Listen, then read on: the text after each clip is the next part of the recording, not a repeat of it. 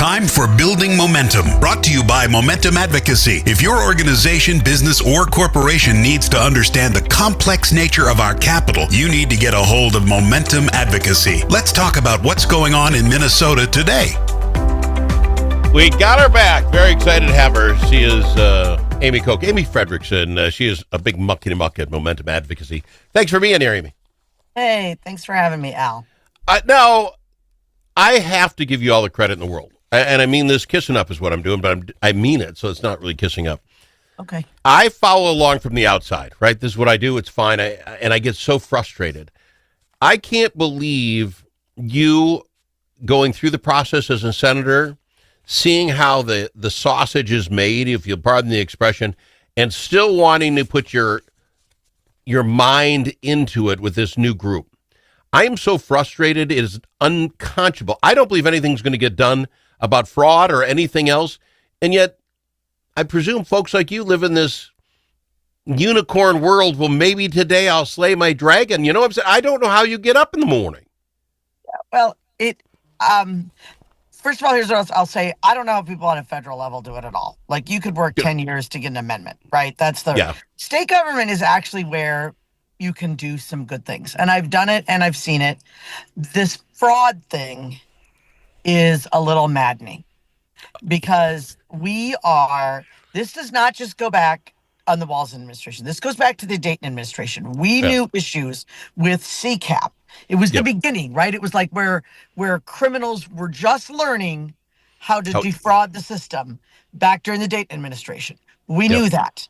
We had a new commissioner, Tony Laurie, former senator, deeply steeped in HHS. He lasted a matter of a few months as the first commissioner for Walz, and then he was gone. I often wonder, I'd love to talk to Tony about what he was uncovering as a new guy, right?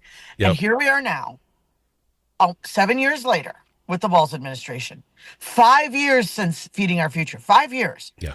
We do not yet know what happened, why those payments went out. We have no corrective action. Not really. We have some OIG and some, maybe we'll have a department at the BCA. We have a bunch of things, but nothing that actually gets to the heart of what happened. Who wrote those checks and why?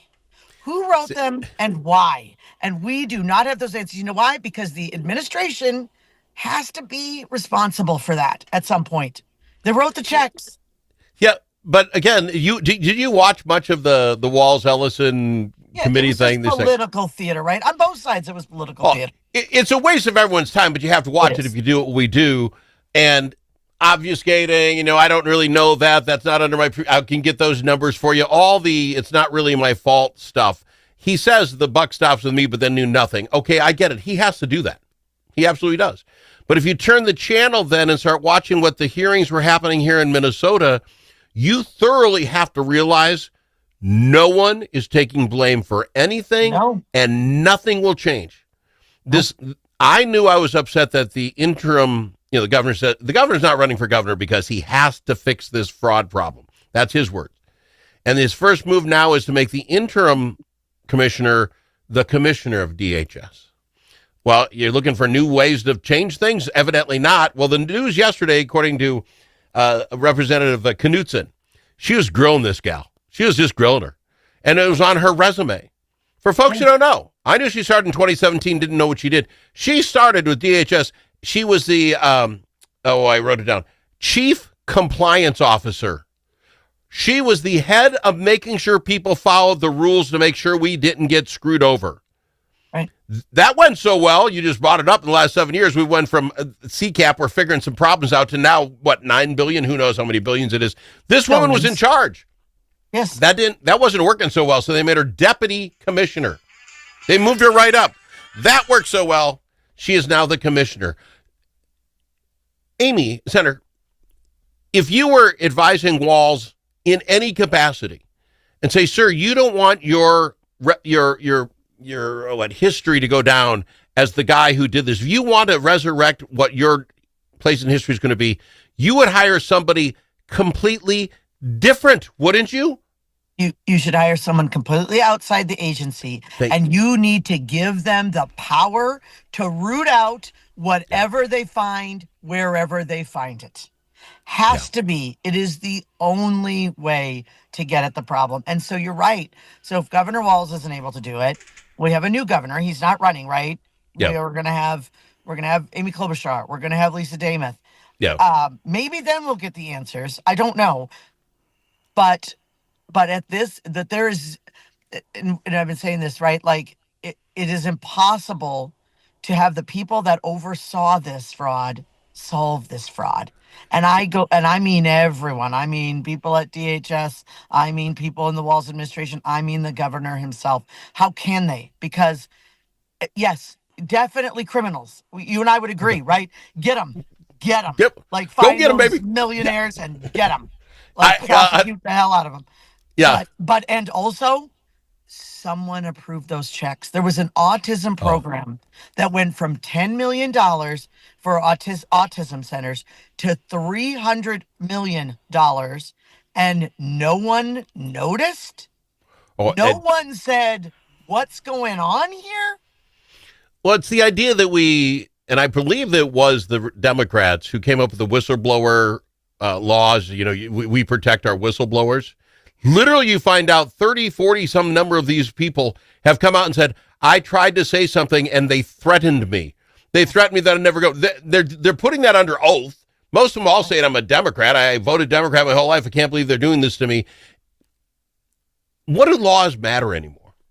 The Optum, whatever that group is, we're paying to tell us how to fix things, literally came with a report. You'd save $1.6 billion if staff followed the rules you all made up. I say you when you're in Senate. They're not following it. What rule can I ask somebody to make today if no one has to follow them anyway? No, you can't. There isn't. Because this just goes back to, like, let me just go back to my Republican roots. Government is massive. The bureaucracy is massive. 6,000 people at DHS. It is designed to keep doing the same thing it has been doing. It is designed to ignore and obfuscate. It is designed for it. Or it's designed to muck up and slow the gears down so much that it is unusable for people that actually want to use it. Like, and we've talked about this, like Democrats should be furious about this fraud. Furious. Because you took money intended for autistic children and you spent it on cars and homes overseas and all number of things. Like, people should be beside themselves about this. See, but on that same line, you can't get the OIG past the House. The Democratic House, you're telling me it may not be and I had one on here telling me that, well, you know what, we got to fix this and that because this is a slow process to get the bill right. We made an autism bill where you don't even have to have autism and checks start coming your way. That was easy to do, but it takes us forever to come up with a bill. Let's just say this isn't the perfect OIG bill that Gustafson came up. She's a Democrat. It's her bill. It may not be perfect, but let's giddy up and get started. And if by the end of the session you can come up with an amendment to throw in there to make it better, great. But they won't let it come up. That's why I'm telling you, nothing's going to happen. Nothing. Well, that's the problem, right? And we had the OIG bill last year, and there was agreement. Yeah. There was bipartisan agreement. Couldn't pass it. We'd have an OIG already if we really wanted it, right? Like, I think it's because the governor will not sign it. I think, and he's making sure it never gets to his desk. OIG, you know, what do you want, Governor? You know what? You're not going to get your whole bill. Because also, again, the Walz administration cannot oversee and fix the issues that they cannot fix the issues that they have overseen for 7 years. You might just have to say, we were wrong. We were wrong. Help us. You talk about the new governor. It might be Klobuchar, it might be Namath, it might be whoever comes from the Republican side. I get that. At least on the Republican side, I can hear them claiming this is bad, I am going to fix it. I don't hear that from the Democratic side. I don't know where Senator Klobuchar falls in this, but if she wants to be the governor, she should be screaming and yelling on what she would do, and I'm not hearing it. And this is back to the state of Minnesota. I'm going to get in trouble for saying this. Insanity is doing the same thing over and over again, expecting a different result. You keep picking the same people to run your state the same way, you're going to get the same stuff. Well, again, that's why somebody said to me today, well, it's a really good political issue for Republicans. I wish it wasn't, because I am 5 or 6 years down the road. For me, again, I started this stuff in the child care assistance program in 2018. I know that there are a lot of families that need child care assistance. I know there's a lot of families that have been robbed blind. I know there's a lot of taxpayers that have been robbed blind. I don't want this political issue. I want it fixed. I don't care. And my frustration is we are now 8 years later and nothing. I still don't have an explanation of how it happened. See, how did those checks get written? And again, we could go back to feeding our futures. I don't know. There's some school in Pequot Lakes that was doing 60,000 meals a day, and Pequot Lakes has 3,000 people. I don't know. How do those checks get written? Common sense doesn't walk in the door. When I pick Pequot Lakes, I don't know why. Nope. I gotta go to break. More coming up with talk about the craziness that is going on in the House right now. I've got her, Senator Amy Koch, on the Al Travis Show. When the stakes are high at the Minnesota Capitol, you need more than a lobbyist. You need a partner. At Momentum Advocacy, we bring nearly 90 years of combined experience in government relations, public affairs, and strategic communications. From nonprofits to national corporations, we help organizations navigate Minnesota's political landscape with integrity, insight, and results. Whether you need legislative champions or headlines, Momentum Advocacy delivers. For more, visit momentum-advocacy.com. Momentum Advocacy, your friends at the Capitol. There's never a good time for car trouble, especially when you've got places to be. Whether it's a mysterious rattle under the hood or just time for that routine oil change, you need a mechanic you can trust. That's where Jay's Auto in Blue Earth comes in. From strange noises to engine diagnostics, Jay and his team provide honest service at a fair price. They're proud to keep their neighbors on the road safely, season after season. Don't wait for a breakdown. Stop at Jay's Auto today or call 525-1052.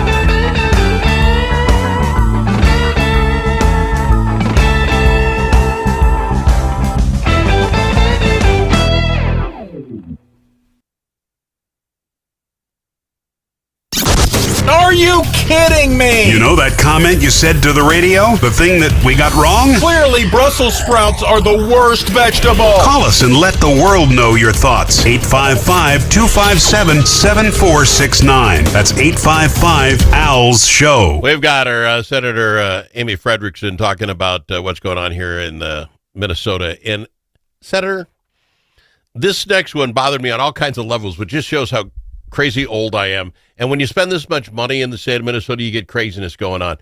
So they were in the House Workforce Committee meeting yesterday, and they were discussing a study that we paid for to find out the cost of organized retail theft in Minnesota.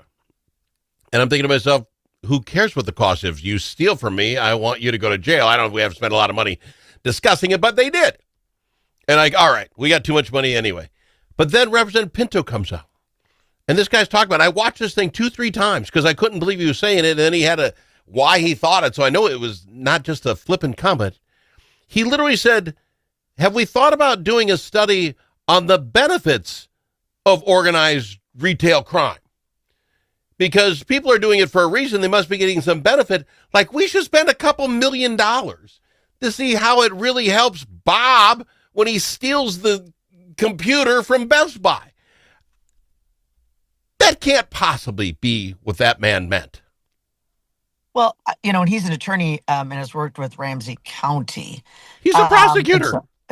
So I don't want to put words in his mouth. Maybe he was talking about why people are involved with organized crime. But again, we know the root causes. We know why people are involved, and we don't need a study. It's